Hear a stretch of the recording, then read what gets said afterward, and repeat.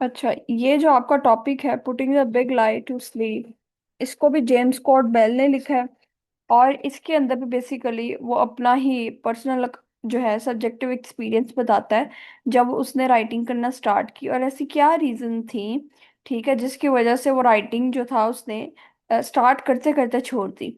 तो ऐसे बहुत सारे सवाल हैं। सबसे पहला सवाल जो इंट्रोडक्शन जिसके ऊपर उसने बनाया है, putting the big lie to sleep, ठीक है, कि आप जो है इल्जाम लगाते हो और अगले बंदे को जो है वो सुला देते हो, यानी किसी हैबिट पर इल्जाम लगाना, झूठ बोलना उसके मुतालिक, और अगला बंदा जो है वो उस झूठ को एक्सेप्ट करके क्या करता है, सो जाता है, वो उस चीज को दोबारा दोहराने की कोशिश नहीं करता। ठीक है, तो ये क्या होता है कि जब हम जो है झूठ बोलते हैं, झूठ बोलने से क्या होता है, नुकसान हो जाता है। तो इन अदर वर्ड्स वो ये कहना चाह रहे हैं इंट्रोडक्शन के टाइटल में। अब वो अपना एक्सपीरियंस बयान करता है। ओवरऑल अगर मैं बात करूं तो वो पूरे एक्सपीरियंस में हमें यही बताता है कि मेरी कोशिश थी कि मैं राइटर बनूं। मैं जो था राइटिंग स्टार्ट करता था, थोड़ा बहुत लिखता था, लेकिन क्या हुआ कि फिर मैंने जो है कुछ लोगों से सुन लिया कि जो राइटिंग है ना वो गॉड गिफ्टेड होती है। तो वो प्रैक्टिस से सीखी नहीं जा सकती। जितने बड़े बड़े राइटर्स हैं ना वो प्रैक्टिस नहीं करते, बल्कि उनको एक खुदा की तरफ से ऑटोमेटिकली गिफ्ट मिलता है। तो राइटर्स जो होते हैं ना वो बोर्न होते हैं, जैसा कि लोग कहते थे। तो ये चीज ने उसको इतना परेशान किया कि उसने जो राइटिंग की जो एफर्ट थी वो करना जो थी वो क्या कर दी, छोड़ दी। तो इसी तरह अपने कॉलेज के अंदर भी वो रिवाइंड करके बताता है कि एक पर्सन, यानी उसका जो उस्ताद था जो राइटिंग की क्लासेस लेता था, जिसका नाम रेमंड है, ठीक है, उसको भी अपना ये राइटिंग मटेरियल चेक करवाता था। और रेमंड ने भी कभी क्या किया, अप्रूव नहीं किया उसको, अप्रिशिएट नहीं किया उसको, ठीक है, मोटिवेट नहीं किया कि भाई हाँ आने वाले वक्त में तुम भी राइटर होगे। तो उसके लिए कोई ऐसा उसने अप्रिसिएशन मार्क नहीं दिया था उसको। तो कहने की बात यह कि जब उसने इंटरेस्ट लेना शुरू किया तो उसकी लाइफ में जितने भी लोग थे वो जो थे उसको दूर करना चाहते थे राइटिंग से। और यही झूठ बार बार उसके आगे इर्द गिर्द दोहराया गया कि भाई राइटर्स जो है ना वो कभी भी नहीं बनते, वो बोर्न पहले से ही होते हैं, उनमें इनेट कैपेबिलिटीज होती हैं राइटर बनने की। तो ये चीज है, इसने क्या किया, जब ये चीजें सुनी तो इसने अपनी जो एफर्ट है वो करना स्टॉप कर दी। इसी तरह कहता है कि जब मैं 34 साल का हुआ तब मैंने देखा इंटरव्यू के अंदर एक लॉयर जो था उसने अपने इंटरव्यू में कहा था, ठीक है, कि मैंने एक नावल पब्लिश किया, यानी एक लॉयर के बारे में उसने पढ़ा। और उस लॉयर का इंटरव्यू था, ठीक है, वो उसमें इंटरव्यू दिखाया गया था अखबार में कह लें। तो उसमें उसने बताया कि मैंने एक नावल पब्लिश किया था, ठीक है। और ये चीज जब उसने कही तो कहता कि मैं तो बहुत परेशान हो गया कि मैंने जो है ये फर्स्ट टाइम सुना कि भाई एक लायर जो है वो एक जो है नावल लिख सकता है, हालांकि उसने कोई प्रैक्टिस भी नहीं की, ठीक है, उसने सारी चीजें जो है उसके पास जो स्किल्स हैं वो तो लायर की है ना, ठीक है, तो किस तरह से वो एक राइटर बन सकता है। तो कहता है कि इतनी लंबी डिस्कशन जो मैंने उसकी पढ़ी तो ये चीज ने मुझे डिस्टर्ब कर दिया। He said he had an accident and was almost killed in the hospital. Given a second chance, a life, he decided the one he wanted was to be a writer, and he would write and write if he ever got published because that was what he wanted. तो फिर क्या हुआ कि कहता है कि interview में जो है लॉयर ने बताया कि मेरा जो था एक दफा बहुत बुरी तरह एक्सीडेंट हुआ। मैं तकरीबन जो था ना वो मरने ही वाला था, हॉस्पिटल लेकर जाया गया और फिर मुझे इस तरह दूसरी जिंदगी मिली। और फिर मैंने दूसरी जिंदगी में फैसला किया कि अब मैं राइटर बनूंगा, क्योंकि मैं राइटर बनना चाहता था शुरू से। ठीक है, वो लायर का एक्सपीरियंस बता रहा है। तो वो कहता था कि चाहे मेरा जो है नावल पब्लिश हो या ना हो, मेरी राइटिंग्स जो है मैन्युस्क्रिप्ट्स जो है उनके एक्सेप्ट हो या ना हो, फिर भी मैं लिखूंगा, क्योंकि मैं मेरी ख्वाहिश है कि मैं राइटर बनूं, मेरी ख्वाहिश है तो मैं लिखूंगा, मैं स्टॉप नहीं होऊंगा। But the big lie was still there hovering around my brain mocking me। तो जब उसने सब चीजें पढ़ी, कहता है कि बिग लाई जो था ना अभी भी वहीं पे था मेरी जिंदगी में। आपका राइटर कह रहा hovering around my brain mocking me, मुझे जो था क्या करता था, हिट करता था, मोक करता था, तंज करता था, specially when I began to study the craft of writing. तब स्पेशली जब मैं राइटिंग जो है वो करते कैसे हैं, जब मैं अपने इस कैरियर को जो था क्या कर रहा था, कल्टीवेट कर रहा था, ठीक है, उसको ग्रो अप कर रहा था, नर्चर करने की कोशिश कर रहा था, ठीक है, करियर बनाने की कोशिश कर रहा था, तो उस दौरान जो था ये जो बिग लाई था मेरे रास्ते में सबसे बड़ी रुकावट था। ये कौन कह रहा है? अब ये आपका ऑथर कह रहा है। especially when I began to study the craft of writing, especially तब जब मैं किसी भी क्राफ्ट राइटिंग को पढ़ता, I went out bought my first book on fiction writing। मैं जब भी बाहर जाता और एक फिक्शन राइटिंग की बुक लाता ताकि मैं अंडरस्टैंड कर सकूं कि किस तरह से राइटिंग की जाती है, उस पर रूल्स और प्रिंसिपल्स पढ़ सकूं। जैसा कि उसने कहा, it was Lawrence blocks writing the novel. जैसे कि अगर एक लॉरेंस ब्लॉक्स की किताब पढ़े राइटिंग द नावल, तो उसमें उसने सारे पैटर्न और प्रिंसिपल बताए हैं कि किस तरह से एक नावल को क्रिएट किया जाता है। I also bought set faiths books on screenwriting because anyone living in Los Angeles who has opposable thumbs is required to write a screenplay। क्योंकि जो भी लॉस एंजल्स के अंदर रहता था ना, वो ज्यादातर क्या होता था, वो खिलाफ था स्क्रीन प्ले के। और मुझे कहता था स्क्रीन प्ले राइट करने का इस वजह से शौक ही बहुत था, क्योंकि लॉस एंजल्स के अंदर बहुत ज्यादा स्क्रीन प्ले देखे जाते थे। तो इसलिए मैंने किसकी किताब ली? मैंने सिर्फ फेल्स की किताब ली, जो कि स्क्रीन राइटिंग के ऊपर उसने लिखा हुआ था कि किस तरह से जो है स्क्रीन राइटिंग की जाती है। तो ये मैंने दो किताबें कहता है इस तरह मैंने ली और डिस्कवर्ड किया द मोस्ट इनक्रेडिबल थिंग। और फिर मुझे मालूम हुआ कि जो ये बिग लाई जो मैं सुनता आ रहा हूँ शुरू से, अपने कॉलेज लाइफ से लेकर मतलब 34 साल तक, मैंने ये बिग लाई जो है इसको जो है अपनी लाइफ में इम्पोर्टेंस दी है।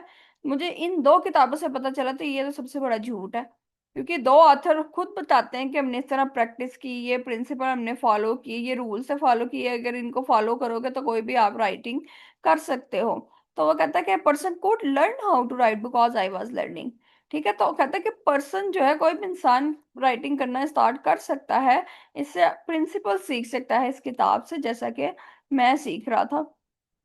तो उसने इस लाए को वाजिया करके बताया कि अगर आपको भी ऐसे किसी ने कहा है कि जो है क्रिएटिव राइटिंग करना एक गॉड गिफ्टेड थिंग है, राइटर्स जो है वो आर बोर्न होते हैं, ठीक है, वो लर्नड और प्रिपेयर्ड नहीं होते, ठीक है, तो ये सब कुछ गलत है। कहता है how I I became a happy plotter. किस तरह आप अपना जर्नी बताता है कि एक अच्छा प्लॉटर जो है मैं बना।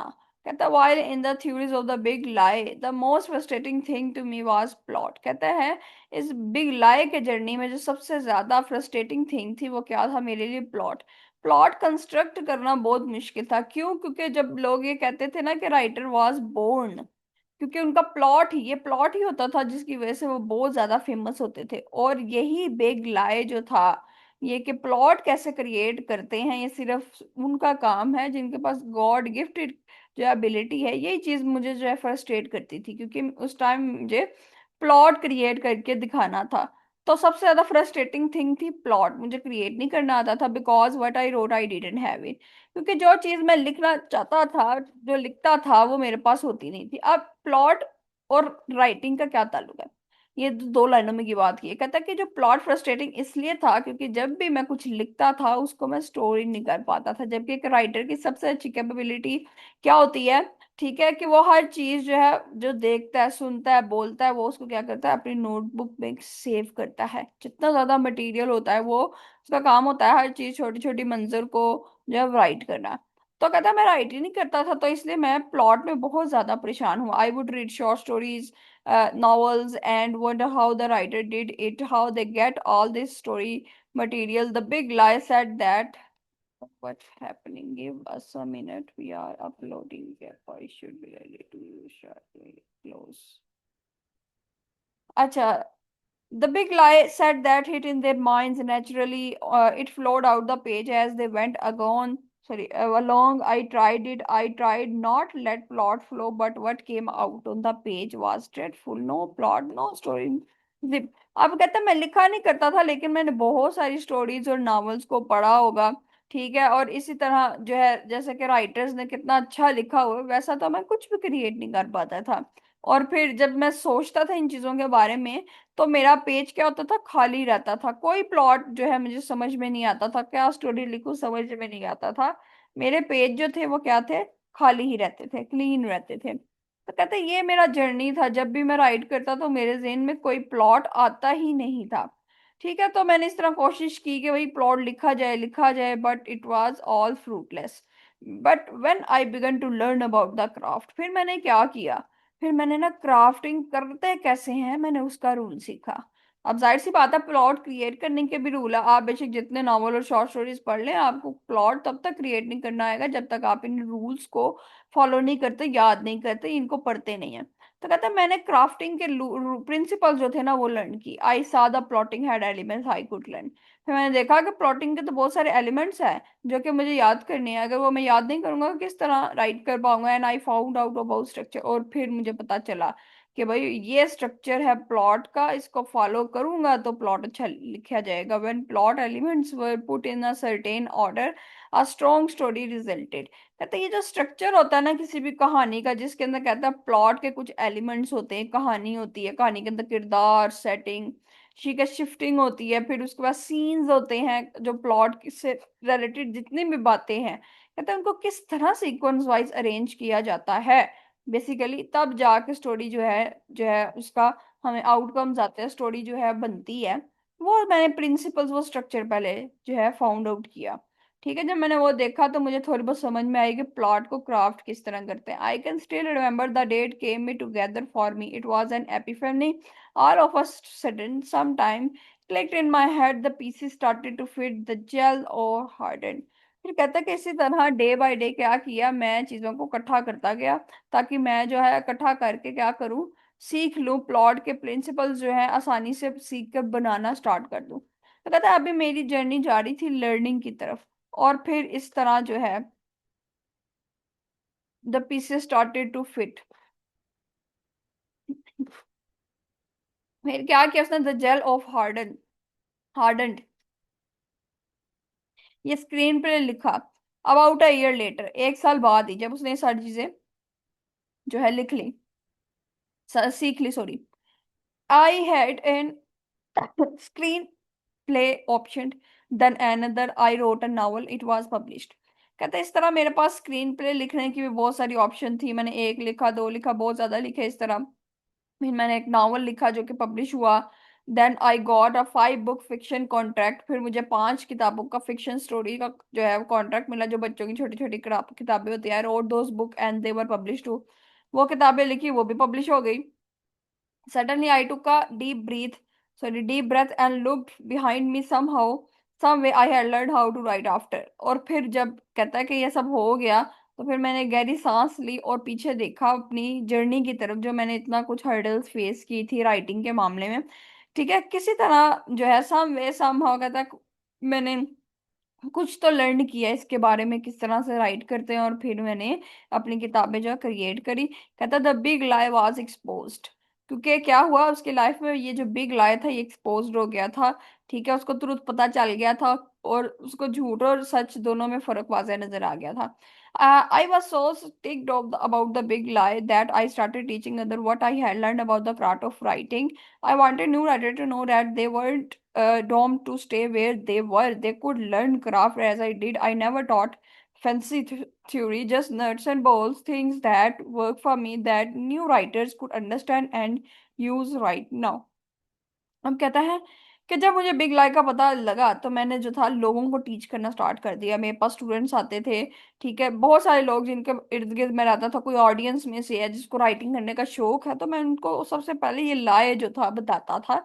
और फिर मैंने ये बताता था कि मेरी जर्नी जो है वो किस तरह जो है राइटिंग की तरफ आई, और ये जो क्राफ्टिंग की जितनी भी थिंग्स हैं, ये कोई फैंसी थीरीज नहीं है कि भाई फेटेड है ये सब चीजें, नहीं, बल्कि इनको आप अपनी किताब में खुद जो है आहिस्ता आहिस्ता प्रैक्टिसाइज करके एबिलिटी को डेवलप कर सकते हो, स्किल्स को।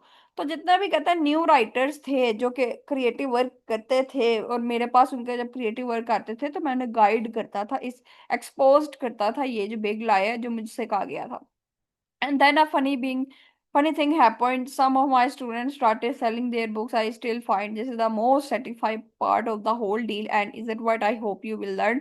Let's replace the big lie with the truth. The truth is that craft can be taught, and that you, with diligence and practice, patience, can improve your writing.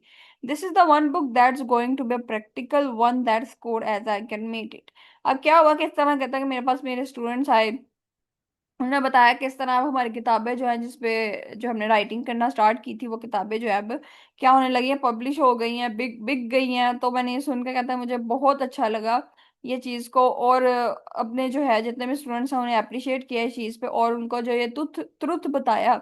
ये truth कहता है कि सिर्फ ये नहीं है कि ट्रुथ मैंने सिर्फ अपने स्टूडेंट्स को बताया, कि अगर आप मेरी ये भी क्राफ्टिंग की किताब पढ़े जो हम अभी पढ़ रहे हैं, इसकी क्राफ्टिंग की किताब प्रैक्टिकल गाइड है प्लॉट और स्ट्रक्चर से रिलेटेड, कहता है मैंने ये भी फिर बनाई लोगों के अंडरस्टैंडिंग के लिए। इसमें भी इंफॉर्मेशन पुट की और लोगों को बताया कि बिग लाई क्या है। What it takes to learn plot. My high school basketball coach was a disciplinarian. If it been to me, I would have spent my practice time shooting jumps. But coach made us do fundamental drills, dripping, passing, cutting, stick pricks, and of course the dreaded wind sprint when we messed up. We all hated the drudgery. But come again, game time, we knew we were better player for it, and all of his team was over archived. If you want to break through with this thing called craft, you will need to be your own discipline. Here are also are some things that you can do to become your own plotting coach. Tweak to fit your preferences, but use them. You will like the results. Otherwise, I have to make your do the wins. अब ये पूरे paragraph मैंने इसको इसलिए read out किया है क्योंकि उसने एक एग्जांपल दी है कि जिस तरह एक स्कूल बास्केटबॉल कोच था हमारा, वो हमें स्कूल में बास्केटबॉल सिखाया करता था। तो सबसे पहला हमारा एक डिसिप्लिन होता था जिसको उसने हमें कहा था कि फॉलो करना है। अब डिसिप्लिन क्या था, सुबह सुबह उठना है, जंप करनी है, शूट करना है, ठीक है, जितने भी चीजें होती हैं उस बास्केटबॉल से रिलेटेड, ड्रिपिंग करनी है, पासिंग करनी है, बॉल को पास करना है, ठीक है, कहाँ पे कटिंग करनी है, चलाते जाते बॉल को स्टॉप कर देना, ठीक है। इस तरह ट्रिक्स जो याद करनी है उनका एक टाइम टेबल उसने कहा बुलाया। सबसे इंपॉर्टेंट चीज थी डिसिप्लिन होना, कि अपने आप को उस डिसिप्लिन के अकॉर्डिंग डेली उन्हीं चीजों को प्रैक्टिस करना, उन पे ग्रिप हासिल करने के लिए, ठीक है, उन्हीं स्टेप्स को फॉलो डेली करना। जब भी वो जो है हमारा जो है टाइम स्टार्ट होता था मशकों का बास्केटबॉल की, तो मुझे एक चीज समझ में आई इस चीज से, जब मैं राइटर बना, कि मशक जरूरी है। कि आप डेली जब ड्रिल्स परफॉर्म करते हो किसी सिंगल थिंग पे, सिंगल एक्टिविटी पे, तो आप क्या होते हो, आप स्किलफुल बन जाते हो। उसको प्रैक्टिसाइज कर करके चीजें जो हैं आपको अच्छे से आने लग जाती हैं, आपके अंदर कैपेबिलिटी डेवलप हो जाती है। तो अगर राइटिंग को देखा जाए तो राइटिंग में भी यही चीज सेम कॉमन होती है। और राइटिंग के क्या रूल्स हैं, कहता है राइटिंग में इसी तरह अगर हमने डिसिप्लिनियर होना है तो सबसे पहला पॉइंट कहता है हमें मोटिवेटेड रहना ऑल टाइम। यानी एक राइटर जो है राइटिंग करना छोड़ देगा, वो थोड़ा बहुत मैन्युस्क्रिप्ट्स लिखेगा, फिर उसको जो है छोड़ देगा, फिर लिखेगा, फिर छोड़ देगा, क्या फायदा फिर। वो तो उस टास्क पर डेली काम कर ही नहीं रहा। जैसे कि जो अभी हमने एग्जांपल दिए कि जो फुटबॉल कोच है वो क्या करता है, डेली आपको बुलाता है और एक जैसी एक्टिविटी जो है वो डेली करवाता है। तो जब तक आप मोटिवेटेड नहीं रहेंगे उस टास्क को करने में राइटिंग के, तो किस तरह से फिर आप लिख पाएंगे। तो पहले तो ये चीज, अगर आप अच्छा राइटर बनना चाह रहे हैं तो नेवर स्टॉप योर राइटिंग, ठीक है, और नेवर स्टॉप योर लर्निंग। जब तक लर्न करेंगे, राइट करेंगे, आप कीप इन रहेंगे, इन टच रहेंगे अपनी स्टडी से। तो सारी बातों में यही वो चीज कहेगा कि so what I wrote a declaration of independence of the sort, why do the same, what write a statement of purpose, one gets you excited. कहता है कि आप जब लिखना स्टार्ट हुआ तो आप किसी के टाइटल से ही स्टार्ट क्यों ना हो जाए, एक स्टेटमेंट पकड़ ले, ठीक है, एक स्टेटमेंट जो आपने कहीं पे पढ़ी हो उस स्टेटमेंट को ही अपना टाइटल बना लें, ठीक है, जो आपको अच्छी लगती है उसको प्रिंट करवा के रख ले। अभी आपकी चूंकि इनिशियल स्टेट है, जब आप उस स्टेटमेंट को एज अ टाइटल के तौर पर यूज करेंगे और अपने घर में जो है उसको पेस्ट कर लेंगे या कमरे में जहाँ पे आप राइटिंग का काम करते हैं, तो वो डेली का जो एक सिग्नल होगा ना, ये जो सिग्नल है ये आपके माइंड में क्रिएट करेगा, और जिससे आप मोटिवेट रहोगे कि भाई मेरा तो गोल ये है। तो वो जो एक पिक्चर होगी जो आपको बार बार क्या करेगी, प्रोवोक करेगी कि जल्दी उठो, काम करो, और यही तुम्हारा काम है। तो ये चीज है। नेक्स्ट थिंग कहता है कि इसी तरह आप अगर देखते हो कि कोई ब्लैक कॉफी वाला मग है और उसके ऊपर किसी राइटर ने कोई गोल से कुछ लिखा है, ठीक है, और आप उससे इम्प्रेस हो गए हो, तो आप उसकी पिक्चर लेकर अपने मोबाइल में इस तरह से या फिर माइंड में जो है याद कर सकते हो उसकी लाइन को। क्या पता कॉफी मग के ऊपर इतनी अच्छी स्टेटमेंट गोल्ड से लिखी हो, कोई एक्साइटिंग थिंग जो आपके लिए फायदेमंद हो और आपकी राइटिंग में काम आई। यानी कि नोट्स बनाना स्टार्ट कर दो, जहां बैठो जहां उठो आपके पास राइटिंग ड्रैग्स होने चाहिए, कुछ ना कुछ ऐसा हो रहा हो आपके सामने, कोई इंथ्यूसिज्म वर्क हो रहा हो आपके सामने, तो आपके पास नोट डाउन जरूर होना चाहिए। इस तरह क्या होगा, जब आप उस प्रोसेस को डेली डेली प्रैक्टिसाइज करोगे, आप आदी हो जाओगे, और जब आपको आदत होगी तो आपका प्लॉट जो है बहुत ज्यादा बेहतर होता जाएगा, आप लिखने लिखने की तरफ आ जाओगे। फिर कहते हैं इसी तरह विजुअल मोटिवेशन, जैसे अभी मैंने बात की, चीजों को अपने सामने लगा दो, ठीक है, अपने कंप्यूटर में सेव कर लो जब भी खोलो, फिर सब फोटोग्राफ की फॉर्म में आप लगा दो, ठीक है। इसी तरह जहाँ पर राइटिंग डेस्क है उसके ऊपर लगा दो, अपनी चेयर्स के ऊपर वो चीज लगा दो, तो ये सारी क्या बनेगी आपके लिए, मोटिवेशन बन जाएगी कि मैंने वो राइट करना है। इसी तरह कहता है कि जब मैं मोटिवेट हुआ होता होता था इन सब चीजों से, तो मैं क्या करता था, मैं बुक स्टोर्स जाता था, ठीक है, मैं बुक सेलर सेक्शन में जाता था जहाँ पे बुक्स जो है बेची जाती है, वहां पे जाता था, ऑथर्स की पिक्चर्स, बायोज में ये सब चीजों को क्या करता था, रीड आउट करता था, इसलिए ताकि मैं मोटिवेट रहूं, ठीक है। और ये चीजें मुझे मोटिवेट करती थी, लिखने के लिए उकसाती थी। तो ये चीज है, और कहता है इस तरह से जो है मेरे अंदर शौक पैदा हुआ और मैं राइटिंग से क्या रहने लग गया, रहने लग गया, ठीक है। और इसी तरह जब मैं वापस आता था तो आते साथ अपने ऑफिस में यानी कि राइटिंग डेस्क पे बैठता था, उन्हीं चीज़ों की कुछ चीज़ों को मैं लिखने लग जाता था बगैर टाइम वेस्ट किए, ठीक है। तो कुछ ऐसी चीज़ें जो उसने देखी होती थी, फौरन से कहता मैं घर आता था और फिर इसको राइट करता था और स्टोर कर लेता था। सेकंड नंबर पे वो कहता कि ट्राई स्टफ, जो आपने बुक पढ़ते वक्त किसी भी किताब को आपने पढ़ा, ठीक है, उसका आपने प्लॉट को पढ़ा, उस राइटर की आपको कोई स्टेटमेंट कोई बात अच्छी लग गई, इतने ज्यादा आपने नॉवल पढ़े, प्रिंसिपल पढ़े, तो आप क्या करोगे, आप उसको भी जो है ना अपनी राइटिंग के अंदर नोट कर लोगे। यानी वो जो स्टफ था ना, मटेरियल, वो जरूरी नहीं है कि आप किसी की किताब से लो, वो इन्वायरमेंट से भी आप ले सकते हो। कोई इवेंट आपके सामने हो रहा है, कोई सीन आपके सामने हो गया, आप अपना स्टफ जो है वहां से लेकर अपने प्लॉट के अंदर वो स्टफ डाल सकते हैं। आप सेटिंग डाल सकते हैं उस जगह की जहाँ पे वो सीन्स हो रहे हैं और आपको सेटिंग्स ने बहुत मुतासिर किया है, तो आप उस सेटिंग को जो है यूज कर सकते हैं। इसी तरह अपने जब आप ब्लैंक पेज को इन प्रिंसिपल्स के साथ फिल करोगे, यानी नोटबुक में रिकॉर्ड करोगे, जैसे जैसे चीजों को तुम पढ़ रहे हो, डाइजेस्ट कर रहे हो, तो फिर क्या होगा कि ये तुम्हारे जो है प्लॉट का पार्ट बनती जाएगी, और तुम्हारे जो स्टोरी है वो और ऑलरेडी जो है एक स्ट्रक्चर की फॉर्म में जो है वो लिखी जाएगी, ठीक है। इसी तरह कहता था कि मैं तो मोटिवेटेड भी रहता था, मैं किताबें भी पढ़ता था काफी ज्यादा, जो कि राइटिंग से मेरी रिलेटेड भी होती थी और मुझे इन टच भी रखती थी, ठीक है। कहते मेरी किताबों से घर जो है बड़ा होता था, मैं जो है हर राइटर को जो है वो रीड करता था, ठीक है, और हाईलाइट करता था, येलो हाईलाइटर मेरे पास होता था, कोई लाइन अच्छी लगी तो मैंने उसको क्या कर लिया, हाईलाइट कर लिया।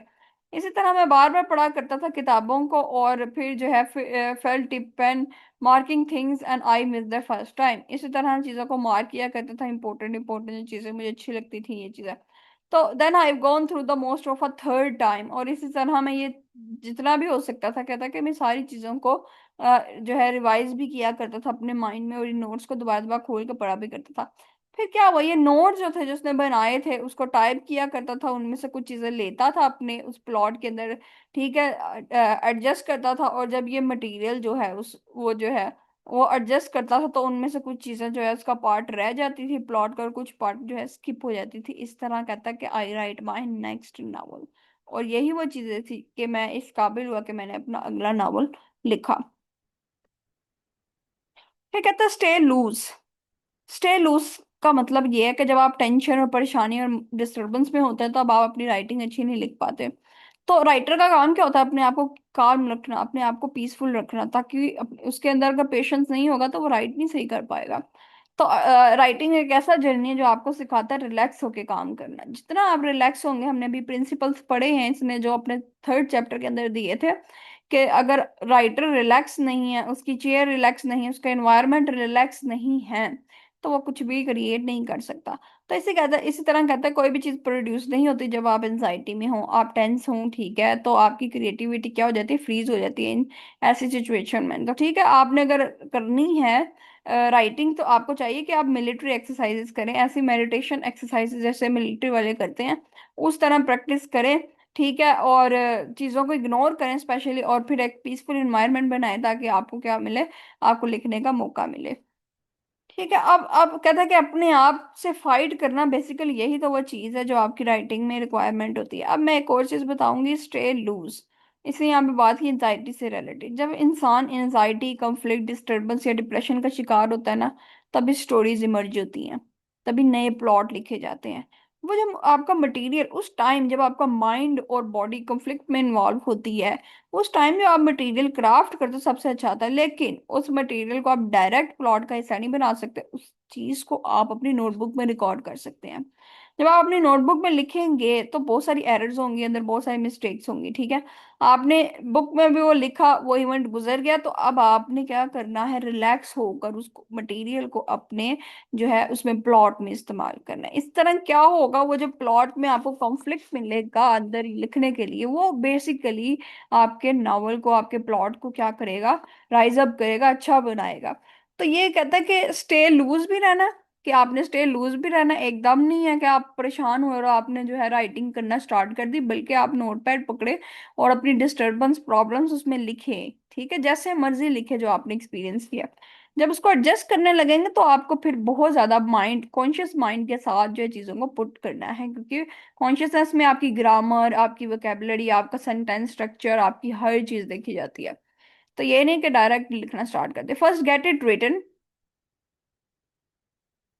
first get it written, then get it right. I can't remember who said them, but these are the words of wisdom. Don't spend too much time worrying, fretting, and tinkering with your first draft, the guidelines, writing of it. But the most of all, when you get to the revision state, your job with that first draft is to pour yourself onto the page. जैसे कि in Zen in the art of the writing essay on creativity ray। अब ये यहाँ पे जो है कहता है कि फर्स्ट जो है आपने क्या करना है, राइट करना है। वो बात जो मैंने ऊपर की थी ना, कि आप बेशक जितना मर्जी परेशान हो, आपने फर्स्ट में क्या करना, पहला काम आपने रिटर्न करना है, चीजों को रिकॉर्ड करना है, स्टफ बनाना है, ठीक है, उस स्टफ को अप्लाई करना है। तो दूसरी चीज क्या है, फिर आपने जाके उसको करेक्ट करना है। तो ये दोनों चीजें जब तक होंगी आपके पास, तो इस तरह क्या होगा, वर्ड्स ऑफ विजडम जो है वो प्रोड्यूस होंगे। एक ऐसे सिचुएशन पे आप लिख पाएंगे जो कि यूनिक होगी, जो किसी ने नहीं, जिस पे लिखा होगा। तो ये है कि फर्स्ट गेट इट रिटन, कि आप जैसा लिख रहे हैं पहले वैसा लिखा जाने दें। ठीक है, देखो परेशान हो, परेशानी में जो लिख रहे हो उल्टा सीधा गलतियां करके, सेंटेंसेस नहीं ठीक, वोकेबलरी थोड़ी इजी लिखी हुई है, तो लिखने दो, फ्लो में लिखो बल्कि। लेकिन जब आप उस चीज को एडजस्ट करो प्लॉट में, तो फिर उसको राइट करके लिखो, यानी उन वर्ड्स को, उन सिचुएशंस को जो आपने देखी सुनी, ठीक है, और स्टफ आपने बनाया, उसको फिर राइट करके लिखो। तो दूसरे नंबर पे कहता है कि ज्यादा एम्फेसिस करो। सेट अ कोटा। कोटा का मतलब है कि आपने एक चीज जो है सीख ली है, तो फिर आप उसको अपना डिसिप्लिन बना लो। ठीक है, यही एक तरीका है जिसको आप लर्न कर सकते हो। और सेटा कोटा का मतलब एक टाइम, एक प्लेस जो है अपने लिए जो है क्या कर लो, मुंतहिब कर लो। राइटिंग के लिए टाइम और प्लेस चाहिए, जाहिर सी बात है, 2 से 3 बजे तक मैंने, मेरा काम ही डेली ये है कि मैंने राइट करना है। तो जब तक ये कोटा नहीं आप बनाएंगे, सेट नहीं करेंगे, ये एक टाइम पीरियड, ठीक है, एक प्लेस, तो फिर क्या होगा, आप राइटिंग डेली कर ही नहीं पाएंगे, क्योंकि प्रैक्टिस ही नहीं होगी। तो ये सब चीजें काउंट होती हैं। अब यहाँ पे कोटा के बाद ये सारा इसका इसमें यही बताएगा। अब इस कोटा के अंदर वो और भी चीजें बताता है, जैसे कि जब हम कोटा करते हैं, हमने राइटिंग का टाइम, उसकी प्लेस मैनेज कर ली, फिर अब उस टाइम के अंदर आपने क्या करना है, राइटिंग करते हुए कुछ सेट्स बनाने हैं, 1 सेट, 2 सेट, 3 सेट, आपने एक स्प्रेडशीट लेनी है। उस स्प्रेडशीट के ऊपर आपने एक जगह जो है नई नई वोकेबलरी जो आपने पढ़ी है, कई जगहों से निकाली है, मटेरियल डिग आउट करके निकाला है, वो आपने लिखना है, न्यू वोकेबलरी। फिर आपने सेंटेंस स्ट्रक्चर के अंदर अगर आपको कुछ इडियोमेटिक एक्सप्रेशन नजर आए हैं अच्छे अच्छे, आपने वो लिख लेने हैं। फिर तीसरे में अगर आपको कुछ ऐसे डायलॉग्स जो आपने कहीं से भी सुने हो सकते हैं, वो अच्छे नजर आए हैं, तो आपने उसके अंदर एडजस्ट कर दिया। फिर जो अगला जो आपकी स्लॉट बनेगी, उस स्लॉट के अंदर इसी तरह आप कोई लव स्टोरी, इस बंदे के नाम कौन से आप सेट कर लें, करेक्टर्स के नेम ये होंगे, ये आपको अट्रैक्ट करते हैं, आप ये करेक्टर्स के नाम रखते हैं। फिर इसी तरह अगले के अंदर आप प्लॉट कौन सा लेना चाह रहे हैं, लव प्लॉट है, विलेन का प्लॉट है, एनिमी है कोई, ठीक है, इसी तरह जो है वॉयलेंस का प्लॉट है, ठीक है, कोई साइकोलॉजिकल प्लॉट है, प्लॉट की कौन सी टाइप है, ये आप एडजस्ट कर लें कि मैंने इस पे लिख रहा है। फिर लास्ट स्टेज, इसी तरह आपने सारे जो है स्लॉट्स, उन पे डेली काम करना है। ठीक है, वोकेबलरी आपने डेली ढूंढनी है, रिकॉर्ड डेली बनाना है, जो प्रीवियस रिकॉर्ड था उसको आपने पीछे कर देना है। इसी तरह इडियोमेटिक एक्सप्रेशन आपने उसको याद, ऐसा नहीं है कि आपने उस चीज को दोहराना नहीं है, आपने बार बार दोहराना है, नई चीजें बनानी है, फिर दोहराना है, फिर नई चीजें जो है आपने क्रिएट करनी है। तो रिकॉर्ड जब होगा आपकी स्प्रेडशीट्स के ऊपर, तो फिर क्या होगा कि आपको वो चीजें लर्न होने लग जाएंगी। और जब आप कोई चीज पढ़ेंगे और फिर आपको लिखने का दिल चाहेगा तो फिर आप वोकेबलरी यूज करेंगे, इडियोमेटिक एक्सप्रेशन यूज करेंगे, सेंटेंस के स्ट्रक्चर यूज करेंगे। ठीक है, अच्छी अच्छी स्टेटमेंट जो गहरी क्रिटिकल स्टेटमेंट्स थी जो आपने कहीं से पिक आउट की हैं और उसको डेली आप याद करते रहे, वो आप अप्लाई करेंगे। तो डेली रूटीन जब आप सेट कर लेंगे ना इस तरह काम करने की, तो आप एक अच्छे से अच्छे राइटर बनते जाएंगे, क्योंकि आपकी एक बुक दूसरे बुक की वर्ड से डिफरेंट होगी, दूसरी तीसरे से डिफरेंट होगी, आपके पास वोकेबलरी का जखीरा बढ़ता ही जाएगा। तो कहता है लास्ट में, कहता है डोंट गिव अप, कभी भी छोड़ने की कोशिश मत करो, अपनी इस प्रैक्टिस को जारी रखो अगर आप एक सक्सेसफुल राइटर बनना चाहते हो। तो अनसक्सेसफुल और सक्सेसफुल राइटर के दरमियान डिफरेंस ये है, डिफरेंस क्या है, परसिस्टेंस, कि आप एक जगह कांस्टेंट होकर एक जगह डिटर्मिनेंट होकर काम करते हो। ठीक है, तो यही वजह है कि बहुत सारे जो नॉवलिस्ट हैं, अगर उनमें आप फेमस नॉवलिस्ट देखें तो वो अपना राइटिंग नहीं छोड़ते, वो मुसलसल राइटिंग करते रहते हैं। ठीक है, इसी तरह उनकी बहुत सारी किताबें हैं, बहुत सारी चीजें हैं, बहुत सारा स्टफ है जो आप मजीद पढ़ते जाओगे। एट द एंड वो सारी ये बातें करके कहता है यही मेरी एडवाइस है, ताकि मैं आप लोगों को कर सकूं, राइटिंग की तरफ बुला सकूं, ये सब चीजें इसलिए उसने बात की है। अब इसकी इसी किताब के अगर बाकी हम देखें चैप्टर्स, तो रही रही बात, वो सबसे पहले हमें पहले चैप्टर में मोटिवेट कर रहा है। ठीक है, दूसरे चैप्टर में हमें बता रहा है भाई प्लॉट और स्ट्रक्चर क्या है, उनके कुछ प्रिंसिपल्स हैं। तीसरा चैप्टर अगर आप इसका पढ़े तो पता चलता है कि प्लॉट जो है उसमें और क्या क्या चीजें होती हैं, पाई जाती हैं। तो ये सब चीजें, उसका मकसद ये है कि आपको एक राइटर बनाया जाए। ये सारी वो चीजें थी, समझ में आ गई हैं?